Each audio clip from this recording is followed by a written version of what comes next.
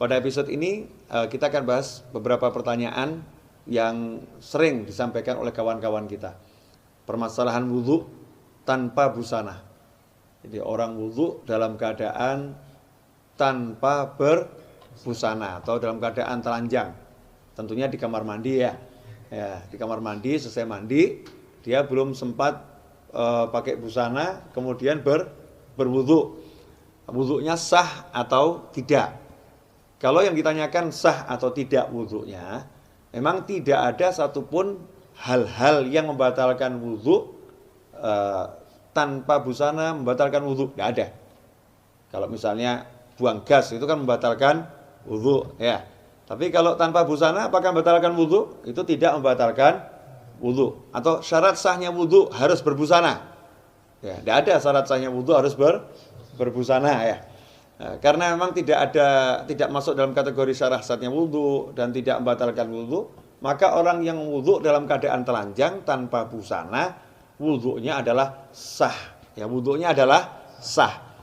Tapi timbul masalah. Ya, wudhunya adalah sah, tapi timbul masalah.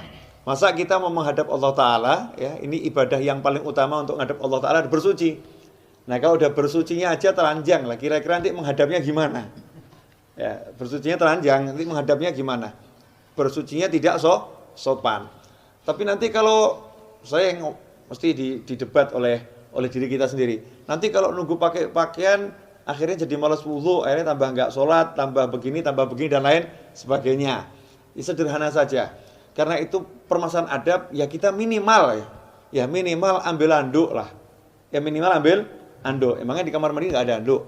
Nah, ambil anduk, tutup itu yang paling vital tuh ya. Tutup pakai anduk, kemudian berwudhulah. Ini dari sisi adab.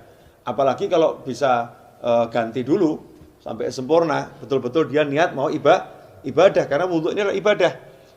Wudhu ini adalah ibadah. Kalau dia niat dengan sungguh-sungguh menghargai Allah Ta'ala, maka nanti ibadahnya akan semakin bermakna. Wa man yu'azzim syairallahi fa innaha min taqwal qulub. Siapa yang mengagungkan syiar-syiar Allah itu muncul dari hati yang bertakwa. Artinya, meskipun wudhunya sah, tapi wudhunya kurang sopan. Nah, biar sopan, maka ia berbusana. Kalau belum sempat berbusana, minimal yang paling vital ditutup dengan handuk atau apapun ya. Meskipun itu di kamar mandi ya, tempat yang tertutup. Kalau Sayyidina Utsman bin Affan radhiyallahu anhu bahkan mandi tetap dengan busana. Sayyidina Utsman bin Affan itu mandinya dengan busana. Kalau orang jadul dengan kembenan ya. Ya, orang jadul kalau mandi tidak telanjang, mandinya aja tidak telanjang. Orang Jawa dulu masih pakai jari, masih pakai pakaian sampai sedada ya, meskipun sedada, karena rasa malu yang luar biasa. Al-haya'u minal iman. Nah, kalau sekarang ini dikatakan rasa malu itu bagian daripada iman. Sekarang jangankan wudhu ya, mau masuk kamar mandi aja udah telanjang duluan. Nah, mau masuk kamar mandi udah telanjang duluan, di kamarnya nggak ada orang, udah lepas-lepas itu masuk kamar mandi. Memang betul nggak ada orang, tapi ada makhluk Allah yang lain. Jangan lupa jin itu juga punya mata ya. Nanti kalau jin jatuh cinta sama Anda gimana? Nah, terus dikeloni sama jin gimana? Nah, jinnya tertarik ya. Hamil oleh jin terus gimana? Ya naudzubillah min dzalik, bukan arti hamil beneran, bukan. Tapi nanti dibegitukan sama jin, kira-kira bagaimana?